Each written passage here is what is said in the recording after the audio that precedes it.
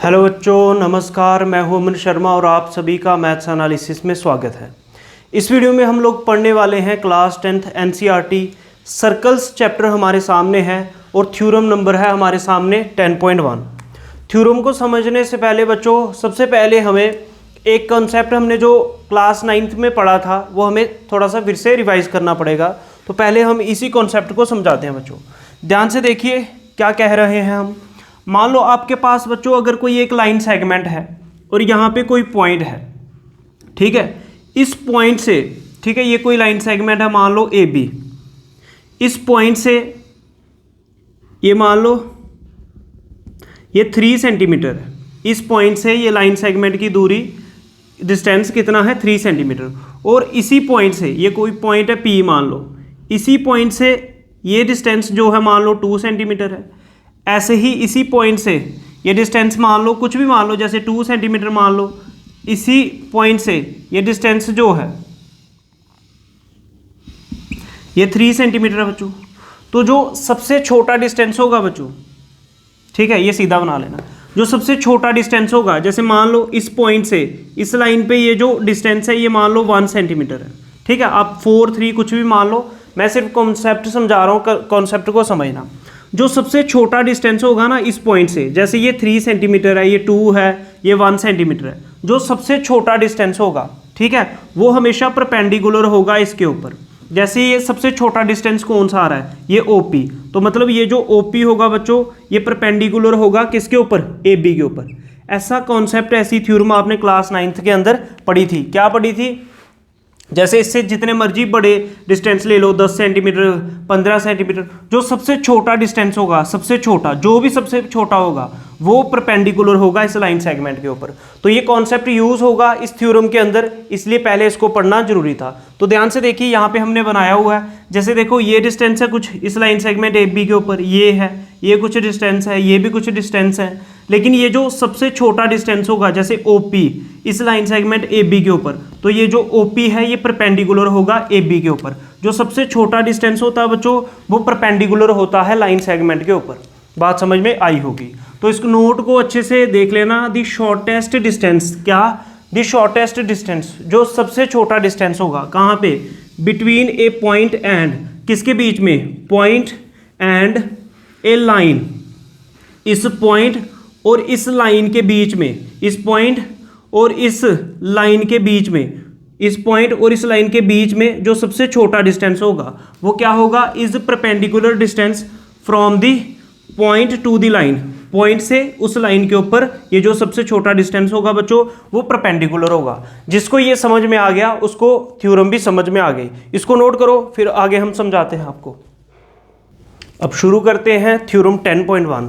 ध्यान से समझते जाइए बच्चों। थ्योरम का प्रूफ भी इंपॉर्टेंट है एग्जाम के लिए, और ये कॉन्सेप्ट भी काम में आएगा एक्सरसाइज में। तो ध्यान से देखिए, थ्योरम पहले पढ़ लेते हैं। थ्योरम 10.1 क्या कह रही है?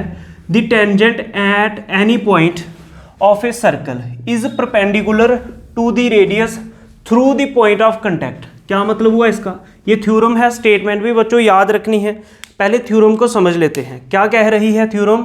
कि जो आप टेंजेंट बनाओगे सर्कल के ऊपर, सर्कल के किसी भी पॉइंट पे जो टेंजेंट बनाओगे, जहां पे सर्कल को वो टेंजेंट टच करेगा, उसको बोलते हैं पॉइंट ऑफ कांटेक्ट। तो टेंजेंट और रेडियस आपस में परपेंडिकुलर होंगे। ये थ्योरम है, ये याद भी रखनी है, फैक्ट है, लेकिन इसको प्रूफ भी करना है। ध्यान से सुनिए। जैसे मान लो मेरे पास है ये सर्कल, ध्यान से देखिए बच्चों, ये है सर्कल।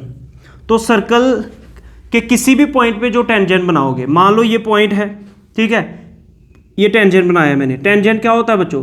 जो सर्कल को एक पॉइंट पे टच करे। समझ में आ रही है बात? तो जहां पे टच करे इसको बोलते हैं पॉइंट ऑफ कांटेक्ट। क्या बोलते हैं? Point of contact. अब ध्यान से सुनिए बच्चों, जैसे ये टेंजेंट है और ये सर्कल है। मान लो ये टेंजेंट है और ये सर्कल है। मैं नाम नहीं लिख रहा, सिर्फ कॉन्सेप्ट समझा रहा हूं। सर्कल का जो रेडियस होगा, ठीक है, ये सेंटर ओ है मान लो, ये पॉइंट पी है, टेंजेंट को कुछ मान लो जैसे एक्स वाई मान लो टेंजेंट को, ठीक है। ध्यान से सुनना बच्चों, ये जो रेडियस होगा ना, रेडियस ये परपेंडिकुलर होगा टेंजेंट के। कहने का मतलब ये है, यहाँ पे ये एंगल 1, 2 दोनों 90 डिग्री बनेंगे, ठीक है। परपेंडिकुलर का ये मतलब होता है। या ऐसे कह लो कि जो ओपी होगा बच्चों, वो परपेंडिकुलर होगा किसके ऊपर? एक्स वाई के ऊपर। ओपी जो रेडियस है वो परपेंडिकुलर होगा टेंजेंट एक्स वाई के ऊपर। बात समझ में आ गई होगी कि रेडियस जो है ना वो परपेंडिकुलर होगा टेंजेंट के ऊपर। समझ में आ रही बात। अब इसको बच्चों हमें प्रूफ भी करना है। यहाँ तक बात समझ में आई। तो ध्यान से देखिए कैसे प्रूफ करेंगे। मैंने क्या किया, एक सर्कल, मेरे को एक सर्कल गिवन है जिसका सेंटर मैंने ओ मान लिया और टेंजेंट मैंने मान लिया एक्स वाई। ठीक है, तो अब क्या करेंगे, इसी को गिवन के अंदर लिखना होता है। तो सबसे पहले लिखते हैं बच्चों एग्जाम में क्या लिखना है, गिवन। गिवन में क्या लिखना है, a circle with centre O. हमारे पास एक सर्कल है जिसका सेंटर कितना है O, and X Y is a tangent to a circle at P. X Y क्या है, एक टेंजेंट है किसके ऊपर, सर्कल के ऊपर। किस पॉइंट के ऊपर, पॉइंट पी के ऊपर। यहां तक समझ में आया होगा। आपको प्रूफ क्या करना है, आपको प्रूफ करना है कि ये जो रेडियस है ये परपेंडिकुलर है किसके, एक्स वाई के। तो ये आपको प्रूव करना है कि ओपी परपेंडिकुलर है एक्स वाई के। तो इसको बच्चों लिखते हैं, गिवन के बाद लिखा जाता है टू प्रूव। टू प्रूव में क्या लिखोगे, ओपी परपेंडिकुलर एक्स वाई। यहां तक बात समझ में आई कि ये जो ओपी है ये परपेंडिकुलर आएगा एक्स वाई के, इसको आपने प्रूफ करना है। यहां तक बात समझ में आएगी। अब देखो बच्चों यहां से क्या करेंगे हम, मेरे को प्रूव करना है कि OP जो है ना वो एक्स वाई के परपेंडिकुलर है। इसके लिए मैं क्या कर सकता हूं, देखो मैं क्या करूं, अगर मैं इस पे ये जो एक्स वाई टेंजेंट है इसके ऊपर P तो एक पॉइंट है एक्स वाई टेंजेंट के ऊपर, P के अलावा कोई पॉइंट ले लूं, मान लो वो है Q। ठीक है, क्या करेंगे, कोई पॉइंट ले लेंगे एक्स वाई टेंजेंट के ऊपर, P को छोड़ के कोई और पॉइंट ले लो जैसे Q। फिर उसके बाद क्या करोगे, O और Q को ज्वाइन करो। किसको ज्वाइन करो बच्चों, O और Q को। अब ये जो जब O और Q को ज्वाइन करोगे तो ये सर्कल को भी कहीं पे इंटरसेक्ट करेगा, उस पॉइंट का नाम रख लो R। ये जो चीज़ें आपने की खुद से, इसको बोलते हैं कंस्ट्रक्शन। और कंस्ट्रक्शन वाले स्टेप में इसको लिखना भी पड़ेगा। क्या लिखोगे, take any point Q other than P on the tangent x y. बात समझ में आ गई होगी। क्या लिखा कि कोई पॉइंट Q ले लो, किस पे, एक्स वाई टेंजेंट के ऊपर, P को छोड़ के। ठीक है, चल गया पता। उसके बाद हमने क्या करना है, यहां तक पता चल गया होगा। फिर मैंने क्या किया, ज्वाइन OQ। किसको ज्वाइन किया, OQ को। तो ये भी लिख लेना इसी के अंदर। क्या लिख लोगे बच्चों, लिख लो ज्वाइन OQ। किसको ज्वाइन किया, OQ को। किसको ज्वाइन किया बच्चों, OQ को ज्वाइन किया, विच intersect the circle eight R। ठीक है, जब ज्वाइन करोगे OQ को फिर क्या होगा, which intersect the circle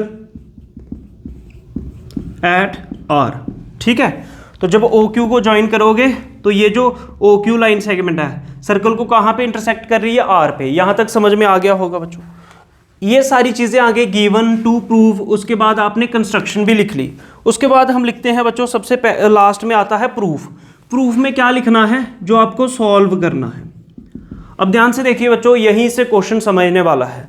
अब मेरे को ये बताओ, ये OP क्या है, OP तो रेडियस है। रेडियस क्या होता है, जैसे आपके पास कोई सर्कल है, सर्कल के सेंटर से सर्कल के किसी भी पॉइंट को ज्वाइन कर दो तो ये सारे रेडियस हैं। और बच्चों सर्कल के सारे ही रेडियस क्या होते हैं, इक्वल होते हैं। जैसे मान लो ये 3 सेंटीमीटर है तो ये भी 3 होगा, सभी ही रेडियस 3 सेंटीमीटर होंगे। तो एक से ज़्यादा रेडियस हो तो रेडियाई बोलते हैं। समझ में आ रही है बात। अब देखो बच्चों, OP भी रेडियस है और OR भी रेडियस है।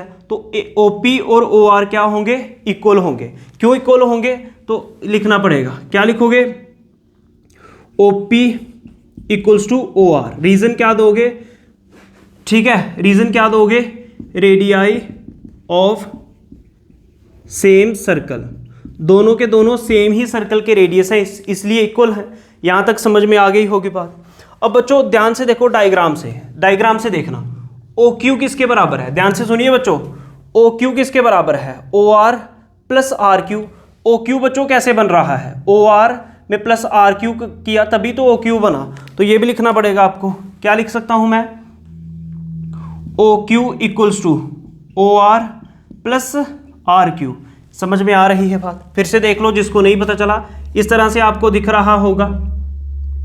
ठीक है, ध्यान से देखिए, जैसे यहाँ पे O है और यहाँ पे कोई पॉइंट है R और यहाँ पे है Q।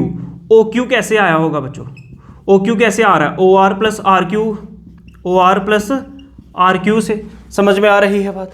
तो ये आपने लिख दिया। ये कहाँ से लिखा, इधर रीजन, ये थोड़ा इस तरफ करके रीजन देना, हमारे पास जगह कम है इसलिए यहाँ पे लिख देते हैं। फ्रॉम दी फिगर, कहाँ से देखा आपने, डायग्राम से देख लिया। ठीक है, अब देखो बच्चों, ओ क्यू मेरा किसके बराबर आया, o r plus r q के। यहाँ तक समझ में आई बात।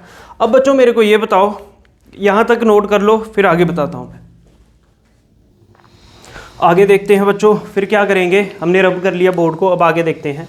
अब देखो बच्चों क्लियरली आपको दिख रहा होगा, ये जो ध्यान से देखना, अगर मैं इसको बाहर बनाऊं, जैसे यहाँ पे O है, यहाँ पे R है, यहाँ पे Q है। मान लो OR कितना है, ठीक है, मान लो OR है 2 सेंटीमीटर और RQ है 1 सेंटीमीटर। तो OQ कितना हो गया बच्चों, OQ कितना हो गया, OR प्लस RQ 2 प्लस 1 कितना बच्चों, टोटल 3 सेंटीमीटर हो गया। समझ रहे हो? तो OQ क्लियरली बड़ा है OR से, क्योंकि OR 2 सेंटीमीटर है और OQ 3 सेंटीमीटर है। ऐसा करना नहीं है, मैं सिर्फ आपको समझा रहा हूं कि ये जो OQ है ये किससे बड़ा है, OR से बड़ा है। ये लिखना पड़ेगा, क्या लिखोगे, OQ इज ग्रेटर देन किससे, OR से। OQ किससे ग्रेटर देन है, किससे बड़ा है, OQ किससे बड़ा है, OR से। बच्चों अब यही चीज़ ध्यान से देखो, OQ किससे बड़ा होगा, OR से बड़ा है अगर, तो OQ अगर OR से ग्रेटर देन है, ठीक है, इसको ऐसे रीड करेंगे, OQ is greater than OR। लेकिन OR तो खुद OP के बराबर है, तो मैं ये भी लिख सकता हूँ, OR की जगह क्या लिख सकता हूँ, OP। इधर रीजन भी देना पड़ेगा, ये कहाँ से लिखा है, इसका रीजन भी सेम आएगा, फ्रॉम द फिगर, ठीक है। अब आपने OR की जगह OR की जगह OP कैसे लिख दिया, क्योंकि OP इक्वल्स टू OR, ये ऊपर प्रूव किया है, ठीक है। तो देखो बच्चों इसका क्या मतलब हुआ, OQ ग्रेटर देन OP। जो OQ है ना वो OP से बड़ा है। ध्यान से सुनिए, मैं ऐसे बोल दूं कि OQ जो है OP से बड़ा है, या ऐसे बोल दूं कि OP जो है वो छोटा है OQ से। इसको मैं उल्टा करके ऐसे भी लिख सकता हूं, OP is less than OQ। या ऐसे बोल, इधर भी तो देख लो OQ बड़ा ही रहा OP से, मैं इसको ऐसे पढ़ लूँ कि OQ ग्रेटर देन है OP से, या ऐसे पढ़ लूँ OP क्या है, लेस देन है किससे, OQ से। दोनों ही बात सेम है, ठीक है। तो OP मैंने बता दिया लेस देन है OQ से। समझ में आ रही है बात, ठीक है। अब देखो बच्चों आपने क्या प्रूव कर दिया कि जो OP है ना वो लेस देन है OQ से। ध्यान से सुनिए बच्चों, इस पॉइंट से एक डिस्टेंस बन रहा है OQ और इसी पॉइंट से एक डिस्टेंस बन रहा है OP। तो आपने प्रूव कर दिया कि OP छोटा है किससे, OQ से। जो छोटा डिस्टेंस होता है वो परपेंडिकुलर होता है, सबसे पहले कॉन्सेप्ट की फॉर्म में बताया। तो बस आपको ये लिखना पड़ेगा, thus OP is shorter than any other line segment joining O to any point. इस कारण क्या हुआ, OP सबसे छोटा है, कोई भी और जो लाइन सेगमेंट O से ज्वाइन होके बन रही है XY के ऊपर। समझ में आ रही है बात। इस लाइन को लिखते ही आप लिखोगे हैंस OP परपेंडिकुलर XY। जो OP है वो XY के ऊपर परपेंडिकुलर है। इसी से थ्योरम 10.1 भी प्रूफ हो गई। नहीं समझ में आया बच्चों तो कमेंट सेक्शन में पूछ सकते हो। थ्योरम 10.2 को समझेंगे बच्चों, अब ध्यान से समझिए, बहुत ही अच्छी थ्योरम है। तो थ्योरम 10.2 क्या कह रही है, the lengths of tangents drawn from an external point to a circle are equal. क्या मतलब हुआ इसका, कि सर्कल के ऊपर बनने वाले टेंजेंट्स की लेंथ इक्वल होगी जब वो किसी एक्सटर्नल पॉइंट से ड्रा किए जाएंगे। क्या मतलब हुआ इसका, ध्यान से सुनिए बच्चों, यही पूरी एक्सरसाइज में यूज होगा। ध्यान से देखिए, जैसे मेरे पास ये सर्कल है, ठीक है, सर्कल से बाहर कोई पॉइंट है, जैसे मान लो पॉइंट P है, ठीक है। क्या करना है, सर्कल से एक्सटर्नल पॉइंट लेना है, ठीक है। तो ये हो गया, सर्कल के बाहर जो पॉइंट होगा उसको बोलेंगे एक्सटर्नल पॉइंट। अब ये सर्कल के एक्सटर्नल पॉइंट से जो टेंजेंट्स बनाओगे, जैसे मान लो एक टेंजेंट मैंने ये बनाया, इसका नाम मैंने रख दिया PA, और एक टेंजेंट इसी पॉइंट से एक्सटर्नल पॉइंट से ही जो दोनों टेंजेंट बनाओगे, जैसे मान लो दूसरा टेंजेंट बनाया ये दो टेंजेंट हो गए, इसका नाम रख दिया मैंने PB। तो जितनी इसकी लेंथ होगी इतनी ही इसकी होगी, ये थ्योरम कह रही है। लेकिन हमें प्रूफ भी करना है। मान लो इसकी लेंथ है 5 सेंटीमीटर, तो इस दूसरे टेंजेंट की लेंथ भी 5 सेंटीमीटर ही होगी, ठीक है। इस थ्योरम का मतलब ये है क्या, कि अगर किसी सर्कल पे एक्सटर्नल पॉइंट से जो आप दो टेंजेंट बनाओगे, इन दोनों की लेंथ हमेशा इक्वल होती है, ठीक है। ये आपको प्रूफ करना है। अब देखो मैं क्या लिख लूंगा गिवन में, मान लो मेरे पास एक सर्कल है जिसका सेंटर O है। गिवन क्या है, a circle with centre O, PA and PB are two tangents drawn from an external point P, ठीक है। तो इसी को बच्चों इंग्लिश में आप लिख लोगे एग्जाम के अंदर, क्या लिखोगे, a circle with centre O given के अंदर P A and P B are the two tangents drawn from an external point P to a circle. External point P से हमने पी ए और पी बी दो tangents बना लिए। यहाँ तक समझ में आया। अब प्रूफ क्या करना है, यहाँ पे प्रूफ क्या करना है कि पी ए और पी बी बराबर होंगे। तो टू प्रूफ में क्या आ जाएगा, पी ए इक्वल्स टू क्या, पी बी। तो टू प्रूफ में क्या लिख दोगे बच्चों, बोलो मेरे साथ, हाँ, पी ए इक्वल्स टू क्या, पी बी। बहुत बढ़िया, बिल्कुल समझ में आ रहा है आपको, इसी तरह से पढ़ना है। उसके बाद देखो बच्चों, उसके बाद हम करते हैं कंस्ट्रक्शन। अब बच्चों जब भी आप कंस्ट्रक्शन करेंगे एग्जाम में या अपनी नोटबुक पे नोट करोगे, कंस्ट्रक्शन वाली चीज़ डॉटेड बनाना कि वो हमें अलग से दिख पाए कि ये कंस्ट्रक्शन की हुई है हमने। समझ में आ रही है बात। देखो कंस्ट्रक्शन क्या करेंगे, ध्यान से देखिए बच्चों, मैं क्या करूंगा, इस पॉइंट ओ को ना ए से ज्वाइन कर दूंगा, दिख रहा होगा। तो मैं इधर डॉटेड ना बना के थोड़ा डार्क ही बना देता हूँ कि आपको दिख जाए। क्या करोगे, ओ और ए को ज्वाइन करोगे, फिर ऐसे ही ओ और बी को ज्वाइन कर दोगे। एग्जाम के अंदर आपको डॉटेड बनाना है। ऐसे ही ओ और ए को ज्वाइन कर दोगे, किसको, ओ और ए को, दिख रहा होगा। तो क्या किया आपने, ओ ए, ओ बी और ओ पी, इन सभी को ज्वाइन कर दिया। तो इसी को एग्जाम में लिख देना कंस्ट्रक्शन में, join O A, O B and O P. यहां तक बच्चों आपकी कंस्ट्रक्शन पूरी हुई। अब ध्यान से देखिए बच्चों, ये ओ ए क्या है, इस सर्कल के अंदर मैंने बताया था सेंटर से सर्कल के किसी भी पॉइंट पे सेंटर को अगर ज्वाइन कर देते हो वो रेडियस बन जाता है, इसलिए ओ ए क्या है, रेडियस है। ध्यान से देखिए, ओ ए क्या है, रेडियस, और पी ए क्या है, टेंजेंट। अभी भी आपको पढ़ाया कि अगर रेडियस और टेंजेंट जो है, रेडियस और टेंजेंट जो है बच्चों आपस में परपेंडिकुलर होते हैं। मतलब यहाँ पे ये जो एंगल 1 है, मान लो ये 90 डिग्री होगा। सेम इसी तरह से ओ बी क्या है, ओ बी भी रेडियस है, और पी बी क्या है बच्चों, टेंजेंट। रेडियस और टेंजेंट आपस में कितना एंगल बनाते हैं, 90 डिग्री का। इसका मतलब एंगल 1 और एंगल 2 दोनों कितने हो गए, 90 डिग्री। तो देखो क्या लिखेंगे प्रूफ में, पहले ये चीज़ लिख लो, since O A is the radius, O A क्या है, radius, and A P is the tangent. O A क्या है, रेडियस, और ए पी क्या है, tangent, to a circle at point A. कहाँ पे, सर्कल के किस पॉइंट पे, ए पॉइंट पे, ये पी ए टेंजेंट है। तो इसका क्या मतलब हुआ, इसका मतलब हुआ कि ओ ए क्या होगा, परपेंडिकुलर होगा ए पी के। ठीक है, तो therefore O A perpendicular A P. ठीक है, जब ओ ए परपेंडिकुलर होगा ए पी पे तो एंगल 1 कितना हो जाएगा आपका बच्चों, 90 डिग्री हो जाएगा। यहाँ तक बात समझ में। ठीक है, अगर ओ ए रेडियस है, ये टेंजेंट है, तो ये दोनों आपस में 90 डिग्री का एंगल बनाते हैं या परपेंडिकुलर होते हैं। यहाँ पे रीजन भी लिख लोगे। रीजन क्या लिखोगे, वही जो थ्योरम है ना आपने अभी अभी पढ़ी, कौन सी थ्योरम पढ़ी, थ्योरम 10.1 लिखना है। ऐसे नहीं लिख के आना एग्जाम में। यहाँ पे जो थ्योरम 10.1 की स्टेटमेंट थी वो पूरी की पूरी स्टेटमेंट यहाँ पे लिखनी है याद करके। ठीक है, जैसे आपने बच्चों एंगल 1 90 किया, सिमिलरली ऐसे ही एंगल 2 भी 90 हो जाएगा। उसमें क्या लिखोगे, ठीक है, ओ बी क्या है, रेडियस, एंड पी बी क्या है, tangent. Therefore O B perpendicular किसके, पी बी के, तो एंगल 2 90 डिग्री। तो मैं शॉर्ट में लिख रहा हूं कैसे, similarly O B perpendicular. O B किसके ऊपर परपेंडिकुलर है, पी बी के ऊपर। ओ बी परपेंडिकुलर क्या, पी बी। तो इसका मतलब क्या हो जाएगा, which implies angle 2 equals to 90 degree. Angle 2 भी 90 डिग्री हो जाएगा। समझ में आ रही है बात। यहाँ पे आपका एंगल 1 भी 90 डिग्री हो गया और एंगल 2 भी 90 डिग्री हो गया। ये 90 डिग्री का साइन होता है बच्चों। यहाँ तक समझ में आया। अब हम क्या करेंगे, ध्यान से देखते जाइए। आपको ये ट्राइंगल दिख रहा होगा, ये सेंटर ओ है, ए ओ पी दिख रहा है ये ट्राइंगल। इस ट्राइंगल में जाएंगे तो कैसे लिखेंगे, in triangle A O P and triangle.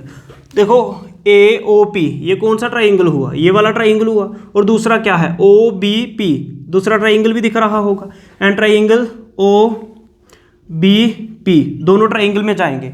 आपको कोई 3 बातें इक्वल करनी है, ट्राइंगल क्या हो जाएंगे, कॉन्ग्रेंट हो जाएंगे। जब ट्राइंगल कॉन्ग्रेंट हो जाएंगे तो पी ए और P B C P C D से बराबर हो जाएगी। समझ में आ रही है बात। तो ध्यान से देखिए बच्चों, मैं लिख सकता हूँ ओ ए इक्वल्स टू ओ बी। ध्यान से देखिए, ओ ए इक्वल्स टू ओ बी। ध्यान से देखो बच्चों, ये ओ ए और ओ बी दोनों बराबर होंगे। बताओ क्यों बराबर होंगे, क्योंकि ओ ए भी रेडियस है और ओ बी भी रेडियस है। तो सर्कल के दोनों रेडियस इक्वल होंगे। लेकिन रीजन क्या दोगे, रेडियाई, एक से ज़्यादा रेडियस हो तो रेडियाई लिखते हैं। रेडियाई ऑफ सेम सर्कल के रेडियस इक्वल होते हैं।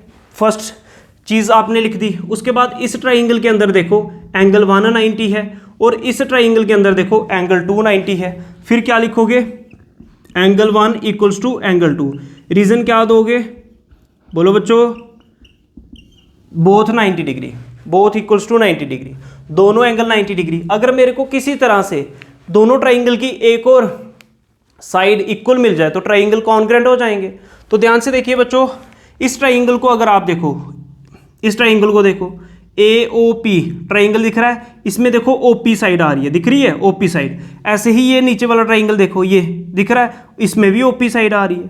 तो ये जो OP साइड है ये दोनों ट्राइंगल के अंदर क्या है, कॉमन।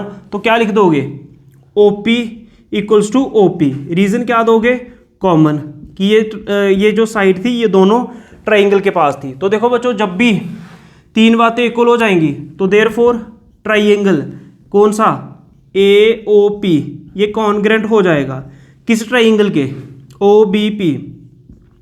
OBP। कौन से रूल से, जब भी ट्राइंगल के केस में एक एंगल इसका 90 डिग्री आ जाए और एक एंगल इसका 90 डिग्री आ जाए तो ये दोनों कॉन्ग्रेंट तो होते हैं। ये बच्चों कॉन्ग्रेंट का साइन है। कौन से रूल से, RHS क्राइटेरिया से। RHS क्या है, right angled hypotenuse side criteria. ठीक है, समझ में आ रही बात। अब अगर ये दोनों ट्राइंगल बच्चों आपस में क्या हो गए, कॉन्ग्रेंट, तो PA और PB भी बराबर हो जाएगा। तो इसके नीचे लिख सकता हूँ which implies PA equals to PB। PA और PB कैसे इक्वल हो गया, जब ट्राइंगल कॉन्ग्रेंट हो गए RHS क्राइटेरिया से। तो PA और PB किस से इक्वल हो जाएगा, CP CT से। ये क्लास 9th में पढ़ा होगा। ठीक है, तो यही मेरे को प्रूव करना था, PA और इक्वल्स टू PB है। तो एंड में ये लिख देना, हेंस ये पूरा नोट कर देना ये theorem, hence the length of tangents drawn from an external point to a circle are equal. इसी के साथ थ्योरम 10.2 का प्रूफ भी खत्म हो गया। मैं एक बार नोट चेक कर लेता हूँ, दिख रहा है, हाँ जी बिल्कुल दिख रहा है। तो बच्चों ये थ्योरम 10.2 का प्रूफ है। कहीं से भी अगर आपको नहीं समझ में आया कमेंट सेक्शन में पूछ सकते हो। अगर आपको ये मैथ्स एनालिसिस की वीडियोस अच्छे लग रहे हैं तो चैनल को सब्सक्राइब कर लो, वीडियो को लाइक करो, शेयर करो। जय हिंद, जय भारत, नमस्कार।